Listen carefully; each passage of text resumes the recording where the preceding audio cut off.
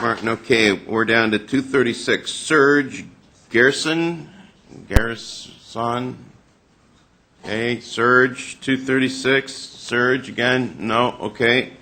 Let's go to 237. Subar Gwyn.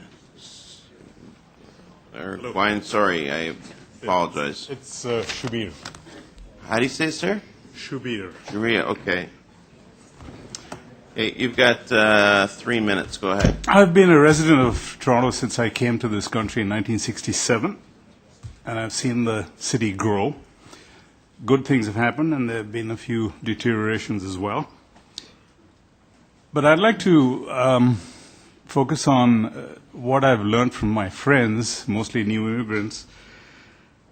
And I find that they, in particular, are very impressed with the library facilities, because especially those who come from countries where they either cannot afford or it's very difficult to access a library or get books and find the facilities. To find a place with a well-equipped library and a library in their own local neighborhood is something that they really value.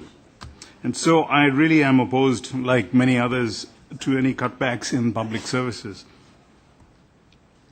As one of the previous speakers, I think his name was Jonathan Lynn, was talking about his experience in Alexandria. And I don't know if most of you will remember that Alexandria, the first library, was burnt down.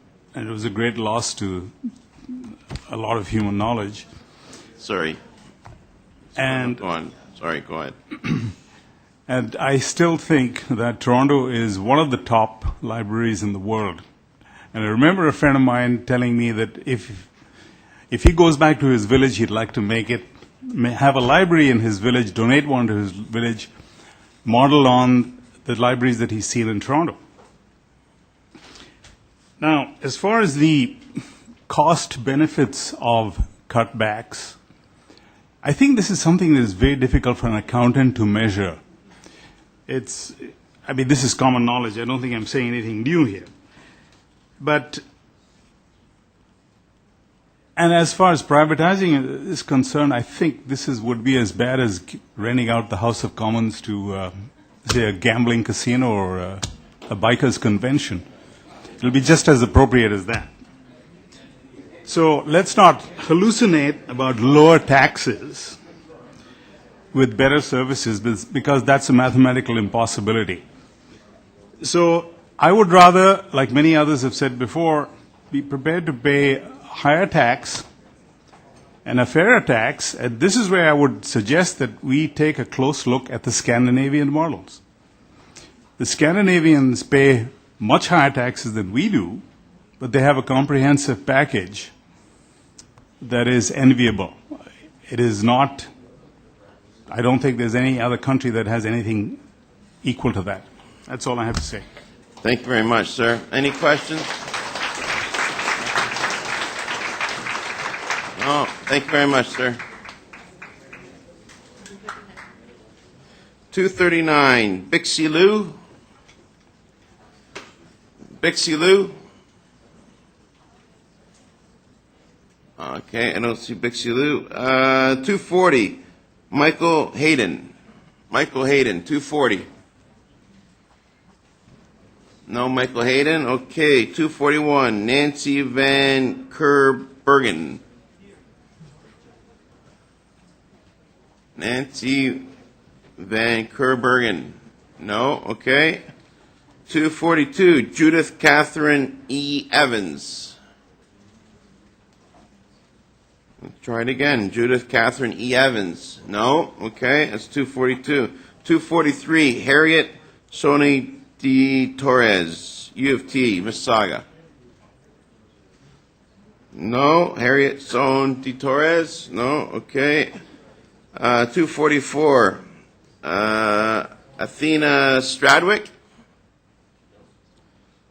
244, Athena Stradwick. No, okay. 245, Vicky Van Sickle.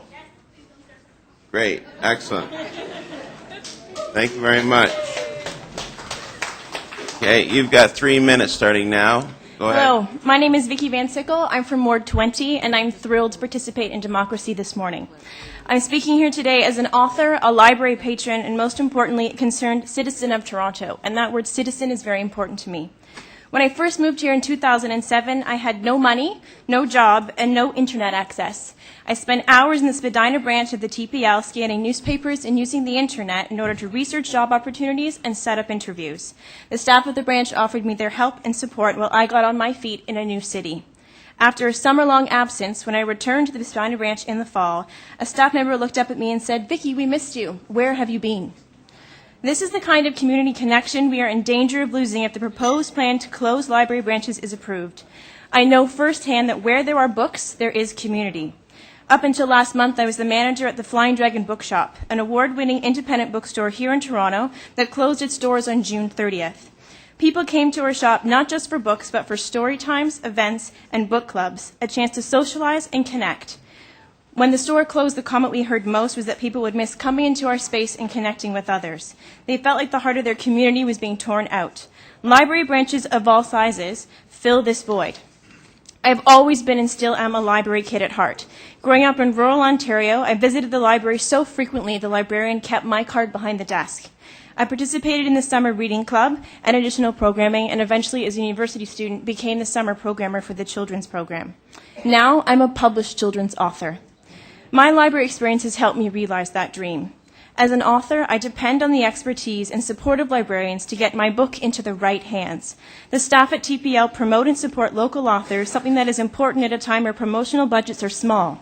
As a new Canadian author, it can be difficult to attract attention to your modest, homegrown book when you're up against big American companies churning out glossy copycat bestsellers. Children need well-read and informed experts to help them navigate the unmitigated information thrown at them every day online. A librarian will introduce children to the wide range of reading possibilities and help them be discerning and develop into critical readers. Children's programming is essential to the library. I personally witnessed the quality of programming when I was invited to do a workshop with children in grades 4 and 5 at the Downsview branch this spring. The staff were informed, enthusiastic, and dedicated, demonstrating not only a love of reading, but a genuine interest in the children present, many of whom they knew by name and by preference. At a time where school libraries are facing major challenges, it is even more important for quality public institutions to step up. My story, though personal, is not unique, and there are many people less fortunate than I who have found support, solace, and hope in the library system, an institution that here in Toronto is admired all over the world and is something we should be proud of. I'm a citizen of Toronto. Something I take issue with is being called a taxpayer. Citizenship has to do with being a patron of the arts, communicating, and being involved in your community, which I am. Thank you, ma'am. Your time's up. Sorry. Councillor Davis, a minute question.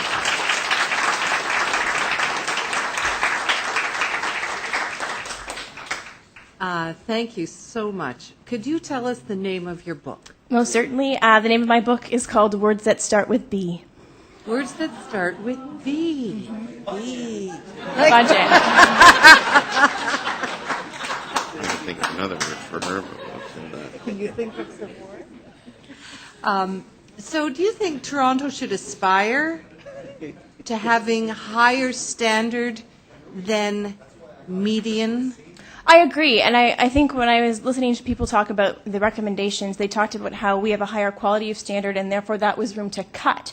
Where if something is high, that doesn't mean you should go down to the median, it means you should continue to achieve for more.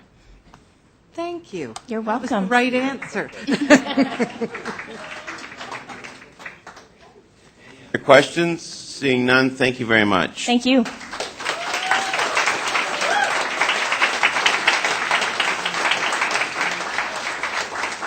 Okay, 246, Ryan Knowles.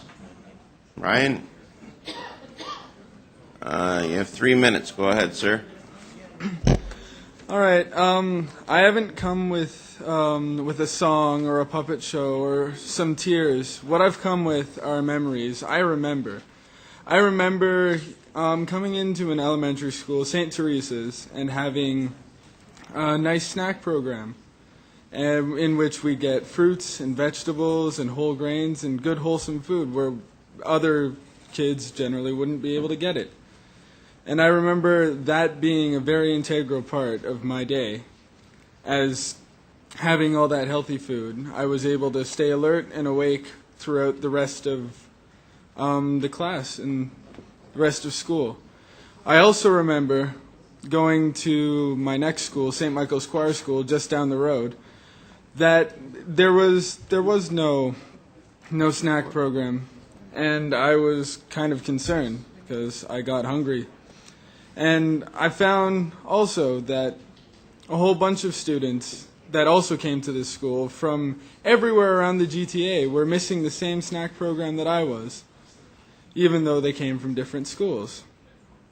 I remember just last year when I first went to university, and I met a whole bunch of people, also from anywhere around the GTA, who also were remembering the snack program and remembering how useful it was.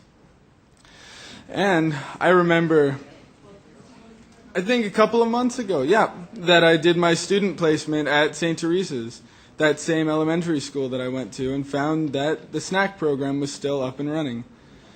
And the way that the kids were able to bring up the trays with the food gave them a sense of pride. They were doing something. They were helping they were helping the class. They were helping the other students stay alert, stay awake, and stay educated.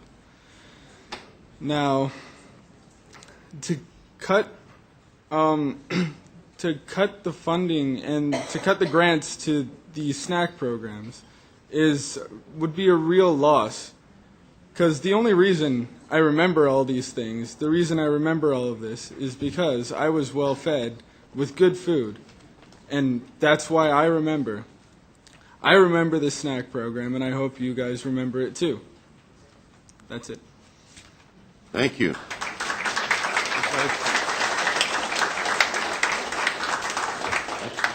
Seeing no questions? Okay, thank you very much, sir.